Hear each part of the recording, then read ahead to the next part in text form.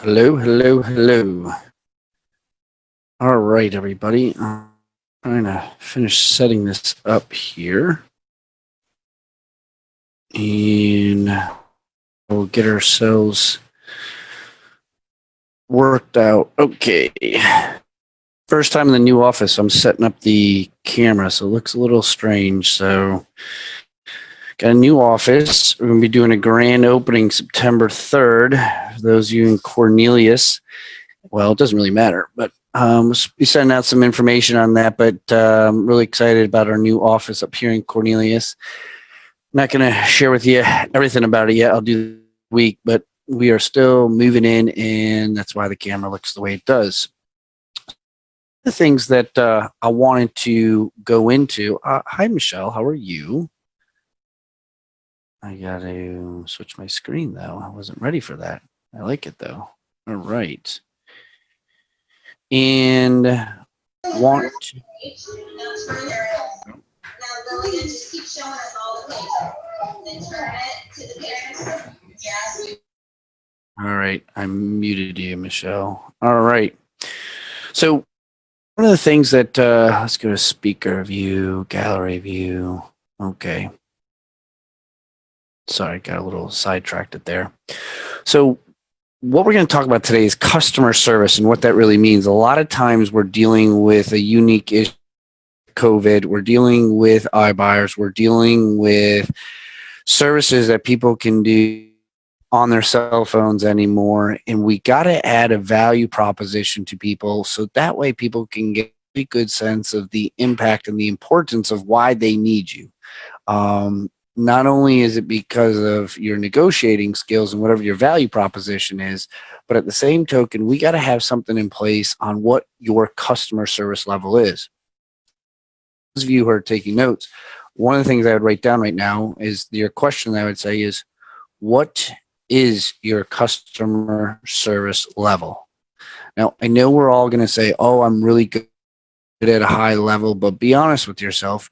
What is your customer service level look like? What is it in your eyes? Would you hire yourself based off of the experience in what you're doing to promote yourself and to help your clients that you have there? So what is your service level? How are you comparing yourselves?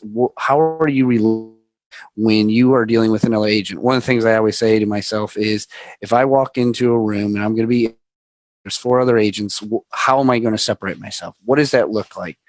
And customer service has to be at the highest level, especially now because there's so much technology and there's so many opportunities that people can go online to do half the stuff. I always find very fascinating, and I'll put this out there because it's majority of us have been at some point, maybe have, but like Disney World. Disney sets itself up far above.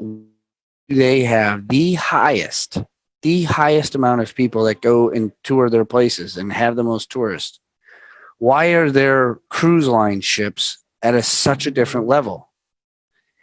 And it's basically because their customer service, like people actually will go and get to see what they do based off of their customer service. Like they will do research and to understand why Disney World has the highest return. Why do people keep going back and back? It's because the experience that they were given during that time period. And so it's so important for them to share with them the level of service at the highest point for what they do. So the next one that I always find fascinating is, why in the world is Chick-fil-A always have the biggest lines? Fast food places all over the place. I mean, do they sell chicken at other places? Do they sell French fries at other places? What makes Chick-fil-A amazing? What makes their whole process amazing? And when I go to Chick-fil-A, I literally critique them from start to finish of how their customer service is literally at their door, like how they are exactly.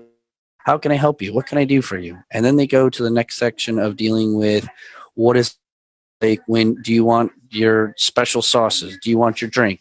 They're like literally walking you through the entire process. There's people from start to finish, literally in front of my car door, not like behind a window, not like hiding behind a mask of some, well, everybody's got masks now, but like they are so like amazing during their service when I go get food.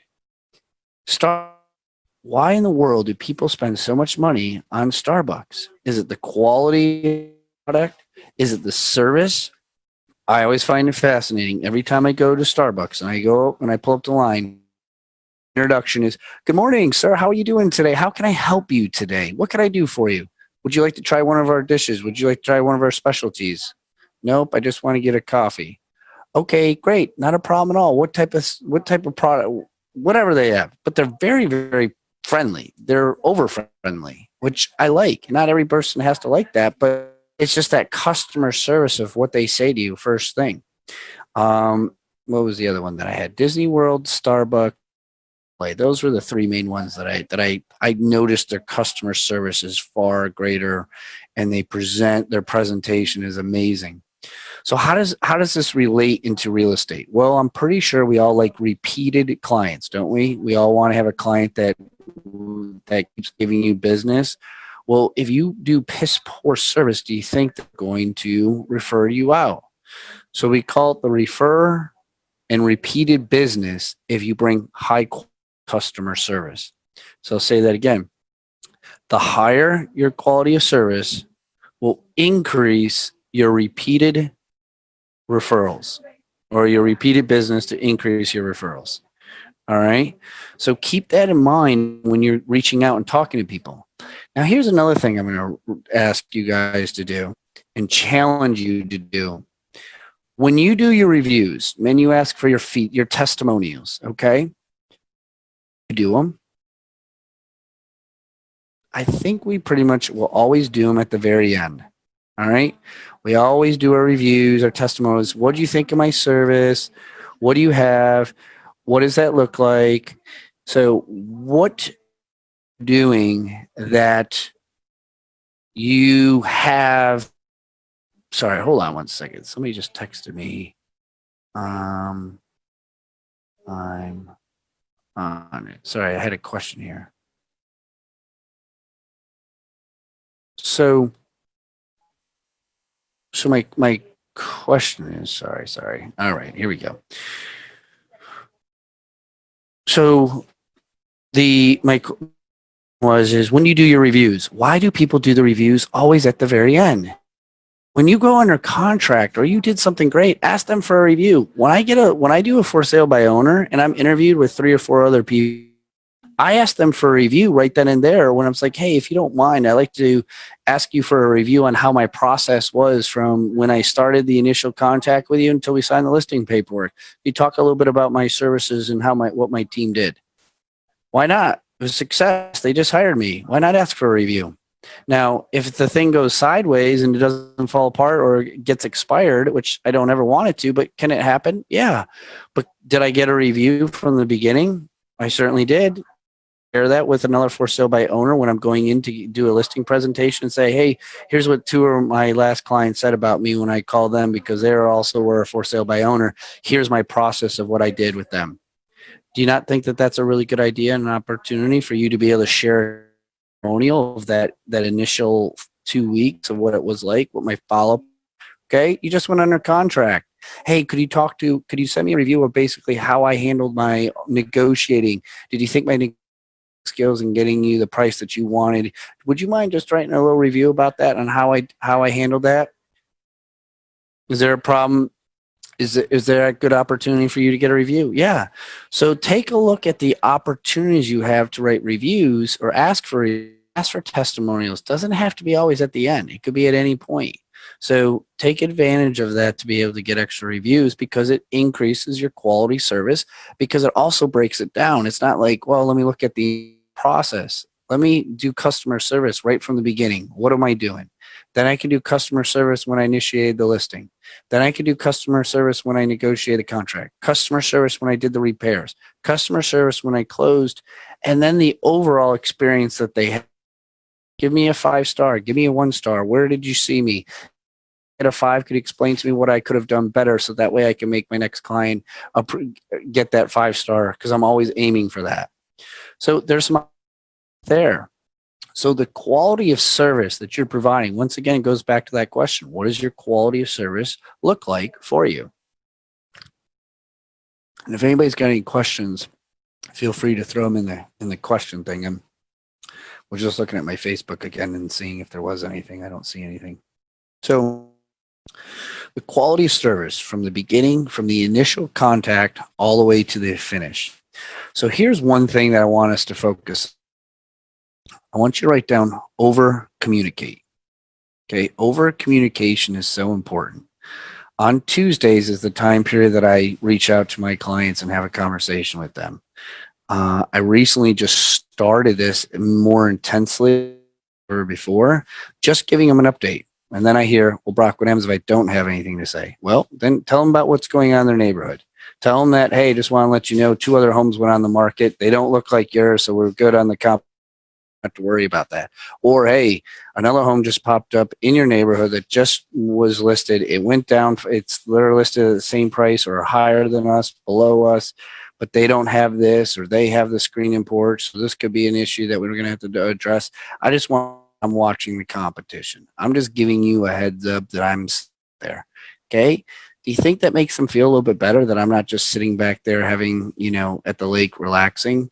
Or does it show that, like, oh, wow, he is really taking, a look to see what's going on in the market and understanding my house. So that way, when we're ourselves in a position, we can make adjustments. I'm not being reactive, I'm being proactive.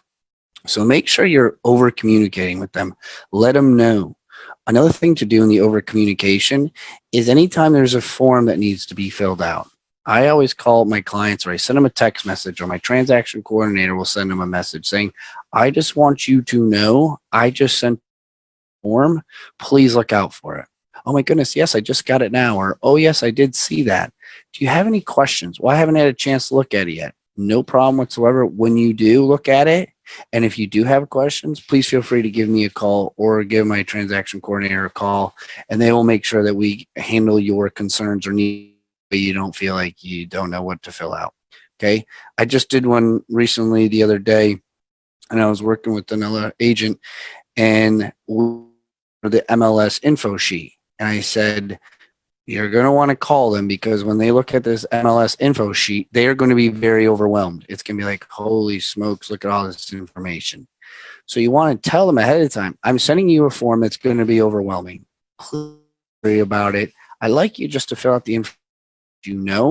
And when you do have some questions, give me a call or send me a text, and we'll set up a time that we can go over the entire list, so that way we can knock it out all at once. I just want to let you know it is going to be a little overwhelming. So when they do get it, they're not like, holy smokes, what the hell did I get whoa, this is way too much. I'm not going to be able to get this information. I got this going. My child's got to school. We just started this.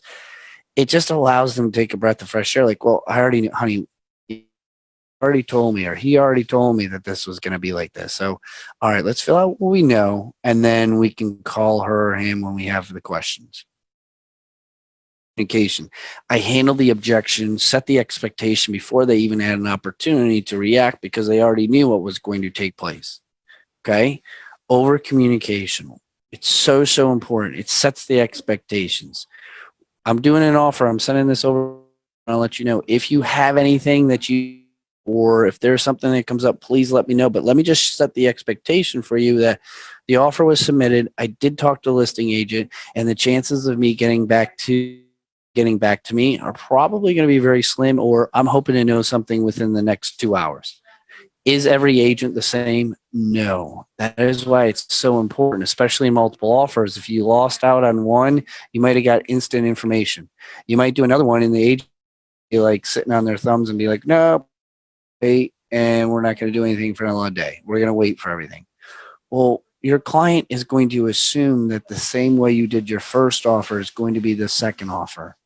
Set the expectations up that they understand, like, hey, the way my conversations have been going with this agent, it's going to be much slower. So just know that it's not going to be the exact same way that it was when we did the first one. Okay? So just make sure you understand that, and make sure calls you have that information. So that way, or if you don't have anything, you got something to talk about their neighborhood, but you're just talking to them a little bit about what's going on. Maybe you got a listing, a price improvement coming up. Maybe you got open houses coming up. Maybe you got something that's happening. Just always reach out to them, because it's going to increase your level of customer service, which will increase your repeated business down the road. There's a couple other key points that I talk about. You're going to hear this very often. Write this down. Under promise and over deliver. Please do not do it the other way. It will give you many, many headaches. Or under promise, over deliver. Okay. Right now, I think I could sell your house in about, I would say, Brock, homes have been selling off the market. How long do you think it's going to take you to sell your house? I don't really know, but I can forecast it's going to be less than 30 days. 30 days? Okay, great. Do I honestly think it's going to sell in probably a day or two right now in this market? Yes, 100%. But if it doesn't, guess what? Brock, it's been 2 days and we haven't received an offer. What's going on? I can't predict that close to the future. Like, who the hell knows what could have taken place? But if I say to them, yeah, we'll get it sold in 2 days, and it takes me 3 days, well, guess what? I'm in the wrong position already. And now I'm having to be reactive and tell them what. But if I say to them, hey, look, I feel pretty confident I'm going to sell your house in 30 days. Wow, that's great, Brock. Well, the other home sold really quickly. Why do you think it's going to take so long? I don't really know, but I feel confident that in 30 days, I have this all hammered out for you, and we're going to be able to make sure that we know exactly what you got going on. So when I sell your house in 3 days, guess what? They feel pretty good, and they think like, wow, damn, he's good. I sold his house in 3 days. Under promise, over deliver. So important that you're doing that. Make sure you understand what that looks like. All right. They're going to ask you a lot of questions. They're going to ask you a lot of their concerns. Make sure you specific to them for your next point is, do you have any questions for me? Like, you got to ask them, like, do you have any questions? Do you have any concerns? It sounds like in your voice you're a little nervous about something. Tell me about it. There's really nothing I haven't heard. Okay. Ask them that question. Make sure that you sure there's nothing? All right. Well, listen, I really look forward to talking to you next week, or hopefully we get something in the next couple of days on an offer, or we're going to talk about the open house, or here's my next step. All right. I'm always leaving it like, here's the next step. Here's our next time we're going to have a conversation. But make sure you understand that you're answering any questions or concerns and you ask them. You don't have anything? All right. Well, just want to make sure. You sure you got no concerns? Anything you want me to address? All right. Wonderful. All right. Let me go on to my next one. I think the next one is, yes. Well, 2 parts. So one of the things that I want you to do when you're doing your emailing, and especially when you're communicating to your client, you want to bring the entire team into your emails. I just did an offer today. It got accepted and last night, and I had to set the email up. And so I'm talking to the listing agent. And when I'm dealing with listing agents, I want to over communicate. I want to show them that I'm a solid agent, and then there's people in my corner working for me.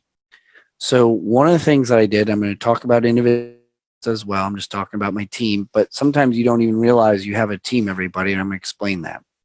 So in my email, I told the listing agent, hey, listing agent, just want to let you know that I basically, hold on, distracted.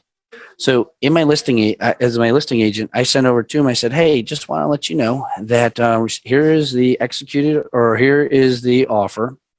Inside the offer, I just that I have all the documents, and I label all the documents, as well as if I'm doing it, if I'm co-broking with another agent, I put the co-broking agent. Hey, Mike is with me, and he is the co-broking agent, or here's my partner. He's going to be on my team, or whoever. Like, over in this, in case you need anything from him. I have a transaction coordinator. So Heather is involved as well. She's the transaction coordinator. So if you have any concerns or have anything in reference to the paperwork, please let me know or let her know. I also want you to see that you have Chad or Lori or Tom or Hunter or who are all the agents that the other lenders that I work with. In this case, this one was Chad. So I have Chad is also to my loan and his lending team, he's got Carrie. So Chad and Carrie are attached. And I just want to let you know that they are part of our lending team. Okay. Do you have a lender? Attach them to it. They're part of your team. Make sure that they know that. In this case, we also have a showing agent that is part of my team. So here is a person that we have. In this case, it was Erica. And I just want to let you know that she is going to be here as well. And she's going to be helping us out. And she's our showing agent through the entire team. Oh, by the way, I also attached Kelly with McNaught because they do our closings. And Kelly's attached. She's the coordinator for the attorney for the closing. Just name my partner involved on the co-broking side. I name my showing agent. I name the lender. I name the closing attorney and my transaction coordinator. Now, does it look like to me, if I was on the other side of that, receiving that, does it look like, damn, he's got a pretty well-built team? It might be a shoot. Let me just tell you, I'm going to make it look like we know what the hell we're doing. But we do it because we actually have a process. We have a system in place. Well, Brock, I'm my own by myself. Okay, great. And you're going to make yourself look really good because, hey, just want to let you know I'm going to send you over these 4 forms. I send over the forms. I also want you to know that if you have anything or if you need anything, I work with Home Inspections of the Carolinas with Preston.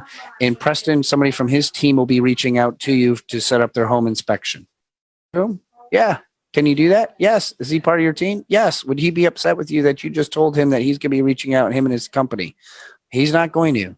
Okay. I just want to let you know I attached my lender, whoever the lender is. All right. Hey, I got Chad here, and he's going to be working with you, and he's going to be taking care of the loan docs, make sure everything. He's also in this email in case you need anything. And then I also got my attorney who's going to be handling the closing. Kelly's in here, and she's the paralegal. And about, can you do that? Are you an individual agent? Yes. Does it make you look bigger than what you are? Yes. But are they part of your team? Yes. So might as well make it look like, might as well send it. That way they know who's on your team. They know who's involved, because that way, in case they have questions, they know who to ask. And guess what else takes place, everybody? So when I send an email over, Chad's already emailed the listing agent and replied all and said, thank you so much for this. I look forward to you. Glad you chose Brock to help you out. Guess what takes place when there's other issues that happen with the not the whole closing is like all the main ingredients are there. Kelly's you're be talking about you. Your transaction coordinator is going to introduce themselves. So now this person's getting all these emails from your entire team that represents you because you're an arm's length of them, making you separate yourself from the contract, from the rest of your competition. And guess what your buyer client feels? Holy, because the buyer's involved too. Wow, I didn't even know I had all these people working for me. And it didn't even cost me anything. The seller's the one's paying for it. How does that make you look for in referred business? Okay. Little things like that. I think it's all possible that you all can do that, right? You all got lenders, you all got attorneys, you all got home inspections. Okay. There's 3 people on your team. Your buyer's going to look at you like, damn, they're good. Here's the other one I'm going to say, and this one's a tough one. This one's a really hard one. A lot of people do the opposite. So pay attention to this one. When you're working with a friend or a family, you have to work twice as hard. I'll say that again. When you are working with your friend or a family member, you have to work twice as hard because they chose you, because they're obligated. Okay, I'm going to say it again because this is very important. When you are working with a family member or a close friend, they feel obligated to use you because they just have to, because like, well, I have to use Brock because that's my son. I have to use this person because that's my niece, nephew, best friend. All right. They feel obligated to use you. So the problem is you lower your level of customer. Well, it's John, so I don't need to go over there very much. I mean, I just got to have my regular forms. I don't need my normal listing paperwork document. It's John. He's going to sign with me. Of course, he has to. He's my best friend. So this is you lower your level. That's why football teams always get nervous because they're like, oh, damn it, I don't want to play against this team, because you typically play at the level of your competition. All right. One of the things I always like about elite teams, they don't care who the hell they're playing. If you don't show up, they will freaking mercy rule you because they don't care. Teams that are average will play against the average or play against their competition. Elite teams will just dominate you, kick you. Sorry, see you later. So you want to increase when you're working with family and friends, because when you do that, they will not only they will feel obligated, but they'll be like, damn, this person's really good. You need to use Brock. You need to use him. Yes, I know he's my cousin or he's my best friend, but let me just tell you what else he does. He does this. He makes sure it's this. His team is amazing. So now you're getting a double positive testimonial, because not only do they feel obligated to use you, but they really do like to use you. They honestly would recommend them to use you because you're really good and you're a close family friend. So make sure when you're dealing with family and friends, you want that you want to make sure that you are almost doubling your increasing of your service, because they will talk more about you than anybody else will. All right. So don't do what many other agents, they actually reduce their customer service when they're dealing with a family friend because they just feel like they got it in the bag. So you want to make sure that you are definitely increasing your customer service to them, because it's going to increase your repeated business. I talked about your service providers, including them into it. I talked about your friends and family.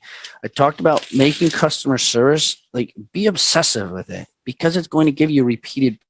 Why not make it your number one commitment?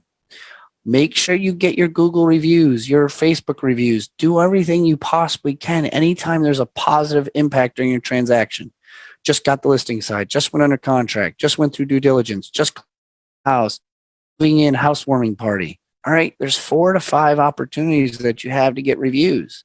Maybe you get all 5 of them. Ask them if they got a 5-star type of capability. All right. One of the things we're working on it's a company called Ask Nicely. It's one of the programs out there that help you out with your testimonials for your follow-up. Try to use for different ones. Try to use Zillow, then try to use Facebook, then try to use Realtor.com. All the different ones and to be able to get those reviews. When you're out and about, notice why people are all going to certain grocery stores, certain fast food places, certain events. Like, what makes those people stand out? What makes them different? Okay. Look at their customer service. See what they're doing out there. Does anybody got any questions? Because it's about 2:00 right now. But use this, guys, to separate yourself. Take your customer service, make it routine. Pick a week and reach out to your pipeline, check in with them, see what's going on, see how their searches are going. All right. Anybody got anything for me? I was just taking a look to see if there's any questions or anything. For those of you who join me on Zoom, thank you so much. For those of you who join me on the Facebook side of things, thank you so much. I'm going to be here the next week or two. I might be just doing these on Thursdays. I'll send out a note. I just got a lot going on with this new transition, but note that September 3rd, put it on your calendar. Love to have you guys come on out to our new venue that we have. It is a little mixture of different things. I'll be putting out some videos here, but a brewery, coffee bar, and real estate office all into one. I'm really excited about this. We've getting a lot of traction. So if you are interested in taking a look and want to set up your private tour before we go to September 3rd, email me, text me. Love to be able to show you around a little bit about what we have. You can see there's a lot of movement going on in the background here. We got a lot of people already here. So it's exciting to see people that they want to get out of their house. Agents want to be engaged. So excited to see you guys. If you guys need anything from me, always feel free to IM, text me, or call me. We're always looking to grow. And thanks so much. Talk to everybody soon. Bye, guys.